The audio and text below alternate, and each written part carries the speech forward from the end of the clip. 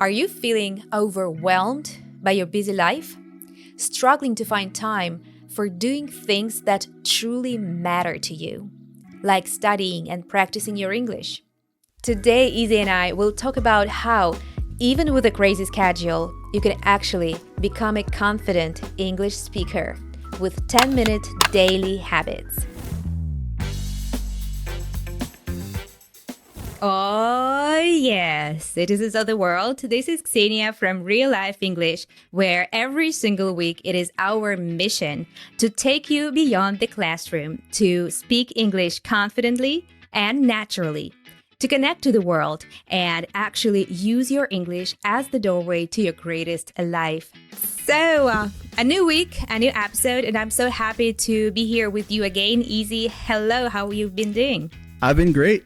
I've been actually excited to talk about this topic today. There's so many podcasts, many articles, books about this topic, and it actually gets you wondering what actually works, right? It's not just English that is one of those fuzzy topics that people want to figure out, like habits in general, how to implement habits, build habits is actually another topic that is a thinker for people. Yeah, and I'm so excited too. And by the way, you know what I like about this topic, today's topic, is that for some people, it may be a little bit like controversial. You see, like everybody has those 10-15 minutes a day, but not everyone believes that it can actually bring some real results in their language learning. Right? If we were recording this in some studio and if we had some live audience here, I would be so curious to see if by the end of this episode, some of them have changed their minds or like kept resisting and keeping not believing that it actually works. But I know that you have so many facts, things, and like, I don't know, even behavioral psychology to prove this thing, this fact of life, that consistency is key. Yeah, it's one of the most common excuses. Like, I don't have time, I have my kids, or I study and I work, and for me, it's just impossible to prioritize learning. So maybe one day when I'm more available, I'll focus on that. And that's one of the reasons why people are not working towards their fluency today. So hopefully, yeah, by the end of this episode, you, viewer, a listener, can just have an idea of what to do, even if you find yourself in these situations. Yeah, and it's also like, I really want us to be like honest with our viewers, with our learners, that it's not only about finding those 10 minutes. Yeah, it's just like really planning those 10 minutes. You should be intentional about your practice, about your daily practice and building that strong habit. I know you're gonna talk about this habit a lot. It reminds me of this story Ethan recently told us about his mom. So his mom has been visiting him recently in Barcelona, right? And there was this journey with Duolingo. So basically, Ethan's mom was studying Spanish. Was it Spanish? Yeah, Spanish on Duolingo. Do you want to share this story with us? Yeah. So I believe she's been studying Spanish for 4 years. And for Ethan, it's surprising, it's kind of shocking that when she tries to communicate in Spanish in different situations, when, for example, they go to a cafe, a coffee shop in Barcelona, she can't really order her coffee in Spanish. But she's been studying it supposedly for 4 years, so kind of crazy. And that makes you think, like, it doesn't work, right? Duolingo, it's not really taking her to fluency. So it's not any habit that will get you there, even though Duolingo proposes that if you use it for 10 minutes a day, same thing that we're proposing here, you will actually eventually learn that language. That's not true. It works for taking you to maybe lower intermediate from 0 to maybe 20% your way to fluency. But after that point, you should stop with Duolingo and do more activities that will give you results for going from intermediate to advanced. So before we go into like deeper topic and all that, psychology thing and habits building, just like for a lighter start, can you just right away give at least one exercises that like, everyone can do? Like 10 minutes, you can do this and like you're good. Yeah. So this one is going to be even better because if you have 0 minutes, you can actually do it. So you just need to find a moment in your day where you are doing something that's more automatic. Say you are commuting. By the way, what does the word commute mean? What is that verb? To commute is to get to work, to your workplace from home. And if you're living in a big city, it may take a while, like up to 1 hour to get to your working place, right? Exactly. So you need to find those moments where you can take advantage of those 30 minutes, 20 minutes, even 10 minutes, where you don't have to think. You're just there waiting. Maybe you're doing the dishes, for example. Just find that activity in your life, and you can listen to a podcast. You can listen to an audiobook while you're doing that. So that's one thing that you can immediately insert in your life. And we're going to talk about actually the way to implement this particular habit today. Nice. What you were just describing reminds me of the things I wanted to do on this podcast today. So I brought you a couple of proverbs, and one of them is exactly fitting here what you described, the situation when you use commute, when you take advantage of one thing to do the other thing. So it's killing two birds with one stone. This is the proverb we can use in this situation. So I have a couple of others, and I'm very curious to hear what associations in relation to today's topic you have with those proverbs. So can we try? Yeah. I mean, this is a perfect one. Storytelling is really powerful, and proverbs, they're just like quintessential thing about storytelling. It's just like, concise wisdom, right? Okay, Yeah. So the next one is every little bit counts. Every little bit counts. That says a lot. Actually, drawing inspiration from the book Atomic Habits, I can tell you that every bit counts because every single action you take is like a vote for the type of person that you want to be in life. And that means a lot because it is reinforcing an identity. And that identity is going to lead you to having more solid habits, which will then reinforce back the identity. So it's a virtuous cycle. Wow. Deep things are in that book, Atomic Habits by James Clear. Yeah, we'll link it in the show notes so people could check it. We both read it. I really liked it. Actually, I was killing two birds with one stone because this book I was listening to while on commute. So the next one, let's go. Rome wasn't built in one day. So Izzy, what comes to your mind when you think about that? Okay, so your outcomes, the results that you have in life, they are a lagging measure of your habits. Oh, I don't think it's easy to understand a lagging measure. Can you stop here for a while to explain what it is? Yeah, so a measure is just like something that you can measure, right? It's a noun, like a measure. And lagging, it means that you have a delayed impact of that. It takes a while for you to see the effects of it. So your outcomes, your results in life, they are a lagging measure, a lagging result of your habits. So it takes time for you to see the results of what you're doing when you're talking about habits. You shouldn't expect to see results immediately, and that's okay. That's why identity is important, because you'd be fulfilled by the activity, by the habit. By doing it every day, you feel victorious. It's not about the result. So like if you want to write a book, the result that you should want is just writing every day, not the actual book. Because if you see yourself as a writer, that will lead you to eventually having written an entire book. So, for example, your net worth, like everything you have, like all the money you've made, is a lagging measure of your financial habits. That's so interesting. And that's, again, a little bit like counterintuitive for many people, because many people, when they set goals, they're not thinking about like what they're doing right now at the moment, which eventually brings them to that goal. Is that what you were basically saying here?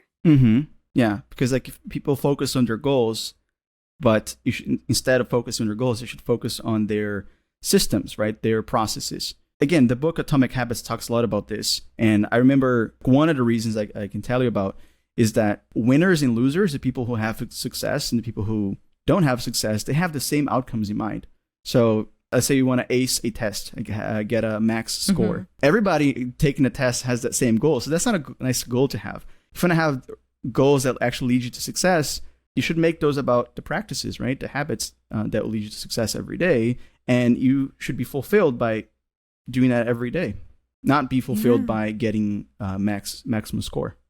Exactly. If we focus just on the end goal, like for example, for our English learners to become fluent in English, they are getting a little bit like frustrated every day because they haven't yet reached that fluency. But if they focus on the process, I'm learning English, it makes them more happy because they are not fixated on that end goal. Yeah, pretty much that. Like it's about identity again. That's why the real life way is such a complete method, because we do have the component connected. So connect English to your identity. In this case, how do you view yourself as an English learner? Are you the type of person who synergizes habits? Just like we're talking about, like if you're riding the bus or doing the dishes, if you have kids, you feel like you don't have time. That's okay.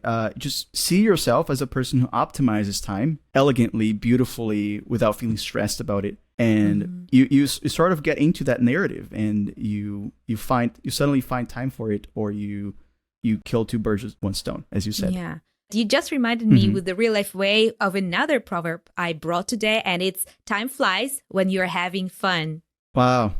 Optimizing habits is important too, like optimizing the habits so that they are more fun. For example, you could watch anything in your free time in 10 minutes that you may have left, but how about watching something that you really love? And how about setting aside that thing that you really want to watch? Maybe you can create a playlist on YouTube with the videos that you are really interested in watching. Maybe you even already have that. But by doing that, you're facilitating you doing that activity because it's going to be more convenient. The name of this element is make it fun, natural, convenient. So that's the convenience of it. You don't have to look for what you'll consume. And you're picking the stuff that is actually fun to you. It doesn't have to be boring. Like this podcast, if you find it fun, if you find it cool, decide like this is the thing I'm going to consume. So same thing, like music, for example. You don't have to listen to stuff that people recommend that you don't find fun. Pick the stuff that you love. That is essential for you to live your English.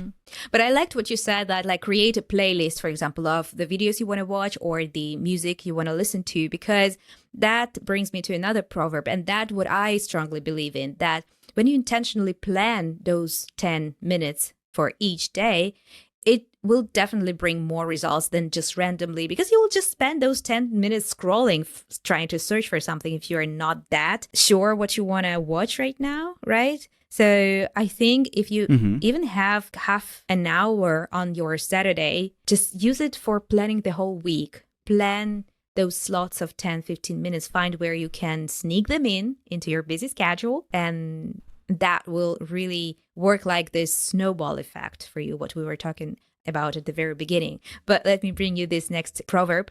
Don't bite off more than you can chew. Yeah.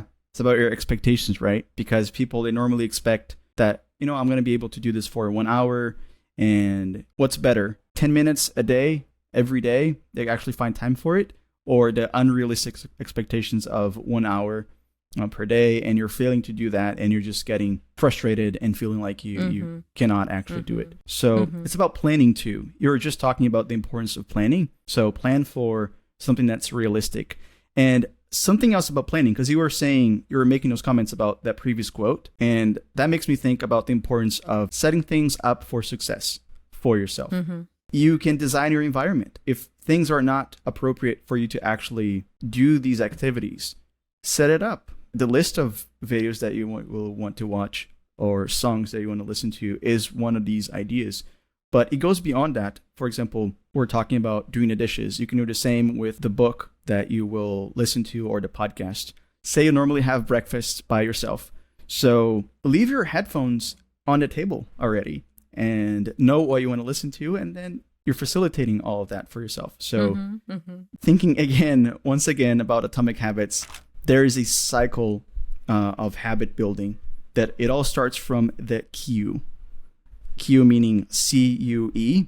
What does that word mean, Ksenia? It's just like a hint, right? A hint for you, or a prompt maybe. A trigger even, right? But yeah, those are good words to a prompt, a trigger. And what does a trigger do? It starts the whole thing. This is important for removing, killing bad habits, or for building good habits that you want. So in the case of the bad habits, you should get rid of the cues. I can give you one example that's not related to English. Say you want to lose weight and you notice that you are addicted to eating cookies. You have a jar of cookies on your table, right? And every time you get home, you see the jar of cookies, you just grab one. That's a bad habit. And the easiest way to kill that habit is just like removing the cue, removing the jar, just like put it away, or don't even buy cookies. Like you're getting rid of the cue completely by doing that. But you have to make sure that you have the cues more obvious in your environment for the good habits. So in this case, that's why I'm talking about the headphones on your table and that playlist that makes it super easy for you to engage into the activity. I just remembered this funny example from this book about hiding a TV set somewhere in another room or in the closet, right? It's just like killing bad habits, right? By not watching TV too much, right? And for those people who, like, for example, want to read more, just like put a book on your coffee table or by your bed, right? By the way, Izzy and I just defined some good vocabulary for you, but you can see that we are not making too many pauses to explain each and every advanced word we're using here in this podcast. But good news is we do cover them on the Real Life English app, because for every episode, we create flashcards with 30 most important words and vocabulary that you want to learn and use in your real life English conversations. The flashcards have an example sentence, a definition, pronunciation, and an image to help you better memorize the word. And the algorithm our app uses will bring the new word to you at exact moment when you are just about to forget it. So the next time you're having a conversation in English, instead of freezing up and missing some words that you need, you will be talking freely and confidently, getting the right words at the right time. You can find the link to download it in the description to this video or by searching for Real Life English in your favorite app store. So, should we move on? We wanted to watch a clip. I brought a clip today. It's a part of a TED Talk. The speaker here, she makes this just simple math. She calculates how many hours per week an average person has. And it makes it so funny because when we are snowed under all this work, when we are swamped, we have, a lot of on our plates, it's like a default reaction to say, oh, I don't have time. And with this clip, she proves that, no, wait a minute, everyone has time. Just multiply 24/7 and you'll see how many hours you have in a week, right? So let's briefly watch the clip and then comment on it, okay? Let's do it. But actually, before we get into it, could you define the expressions snowed under and swamped? I think you just used those, right? Yeah, there's exactly for those busy people who still want to use words and expressions to express how busy they are instead of just saying, oh, I'm busy. You can use these words or these expressions. So to be snowed under means to have a lot of tasks to do, just like, to be buried in work. It's another expression.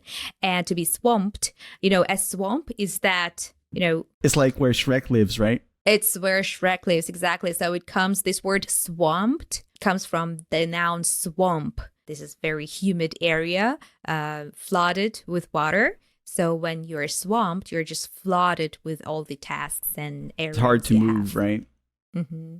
So, okay. Let's get into the clip. There are 168 hours in a week. 24 times 7 is 168 hours. That is a lot of time. If you are working a full-time job, so 40 hours a week, sleeping 8 hours a night, so 56 hours a week, that leaves 72 hours for other things. That is a lot of time. You say you're working 50 hours a week, maybe a main job and a side hustle.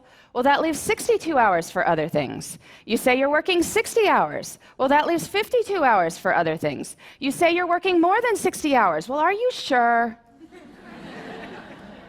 There was once a study comparing people's estimated work weeks with time diaries, found that people claiming 75-plus hour work weeks were off by about 25 hours. You can guess in which direction, right? Anyway, in 168 hours a week, I think we can find time for what matters to you. If you want to spend more time with your kids, you want to study more for a test you're taking, you want to exercise for 3 hours and volunteer for 2, you can. And that's even if you're working way more than full-time hours. Wow. It's just simple math, right? She proves it. She proves you wrong by just showing you the math.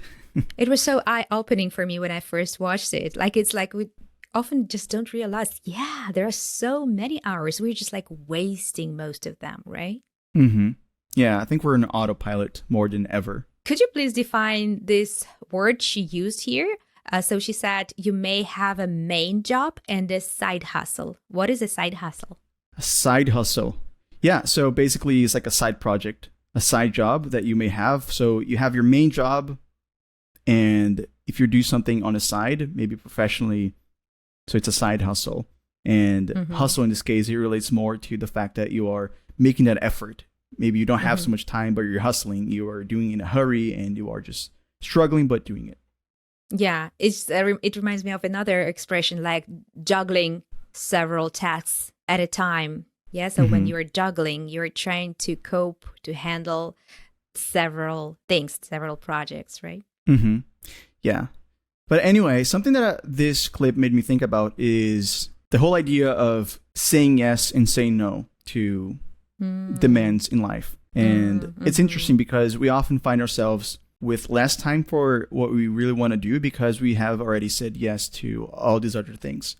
So I believe that when you say yes to whatever it is, you're making a commitment. And when you are saying no, you are empowering yourself to do anything else, including the things that you actually want to do.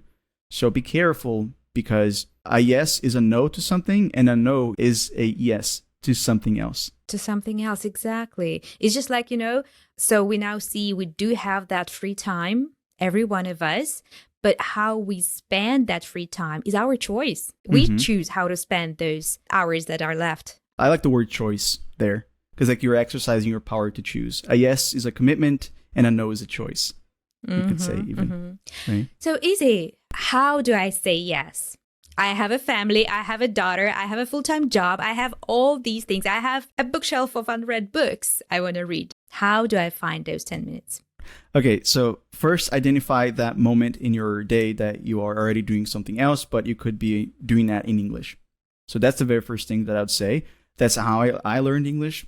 I said that in a previous episode where Ethan sort of interviewed me, like asking me all these questions about my story. And I did that without knowing. I actually changed the language settings in my devices. I played video games in English on purpose.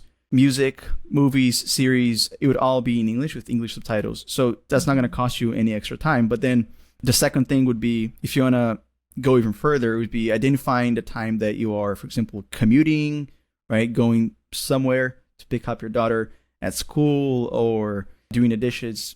I think those are the most classic examples of like everybody or most people spend time doing that every now and then. And at those times, know what you want to be listening to and optimize that time. There's also meals, right? Breakfast, lunch, evening. If any one of those meals you do that by yourself, yeah, maybe you could do that. And if you have time to just stay at the table for 5 or 10 more minutes to do more focused learning, that's even better. So you could just like stay there and take notes of the things you're listening to. But if you don't have that time, that's okay. But just giving you that extra idea. Yeah, it's just like that habit stacking. Is that a term from that book? Habit stacking. Yeah, that's, man, I just love that. Because thinking about the cues, we covered that idea of a cue, right? Make a cue obvious.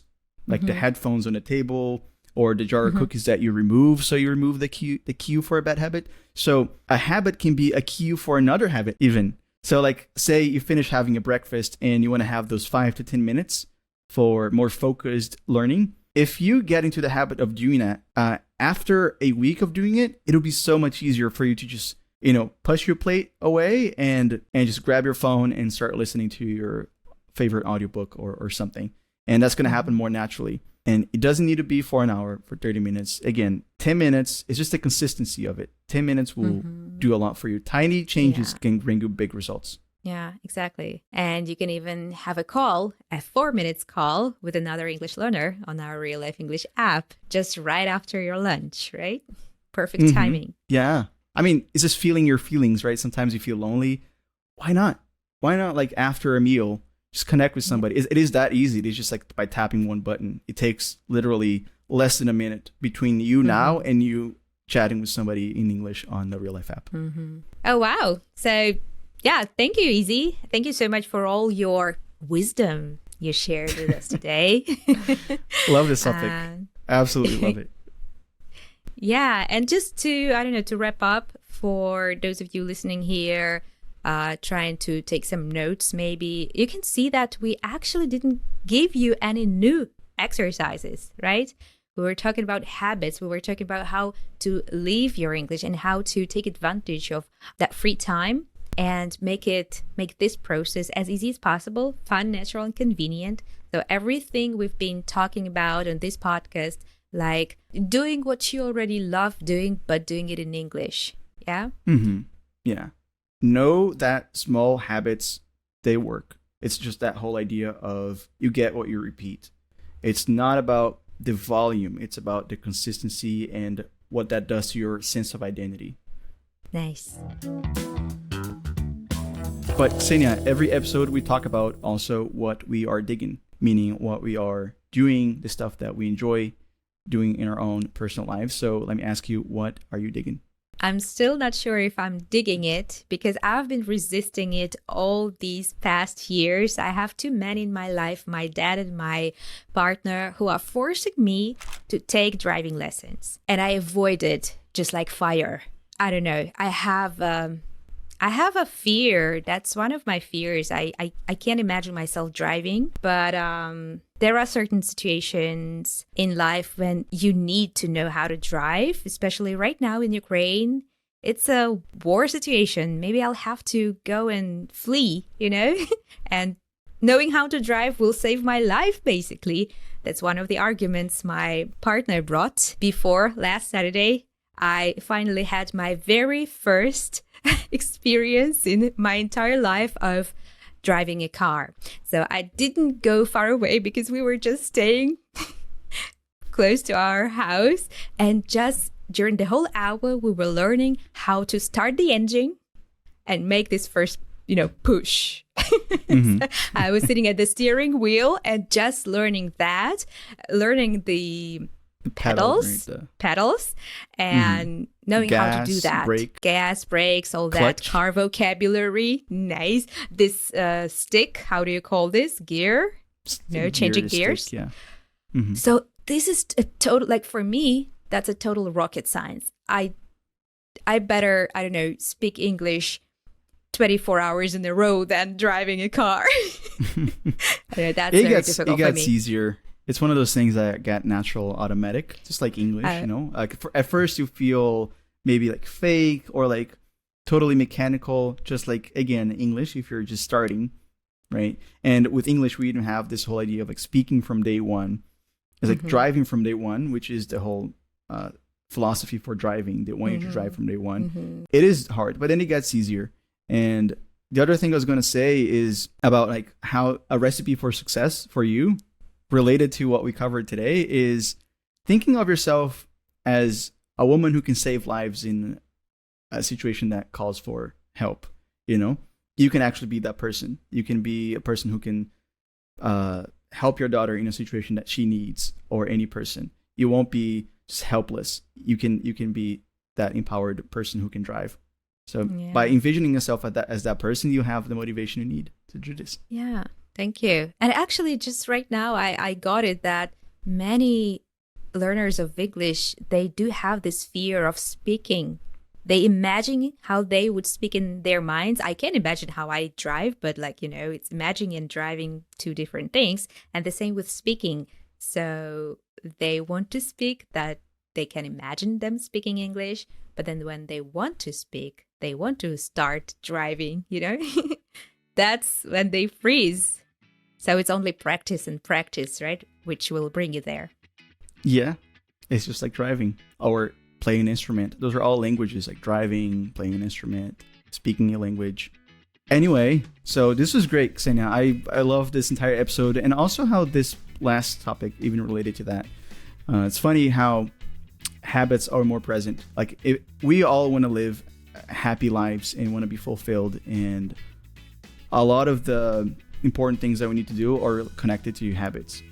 So this is essential. Like if you want to not just be successful with your English, but with anything in life, I highly recommend reading the book Atomic Habits, and you can check out James Clear's website. I think it's jamesclear.com. Really great stuff. And also on the RealLife app, we have this new feature for goals and reminders. Just fantastic for making your English learning like an everyday habit and having that cue on your phone, right? That reminder set up for you to listen to this podcast, and you can set it up exactly for that time that's more convenient for yourself. So love the episode, Ksenia, and really appreciate it. Thank you so much. And I just thought of, our learners could have a beautiful new habit of giving all our videos they're watching a like, then subscribe to the channel, hit the bell down below. And also, if you are watching us on any streaming platforms or inside the RealLife English app, to leave us a 5-star review whenever you're listening. And if you have any questions or maybe suggestions for the new lessons, you can shoot us an email at hello@reallifeglobal.com. And okay, guys, as always, we say here in this podcast, no matter what divides us, that what unites us is far greater. 1, 2, 3.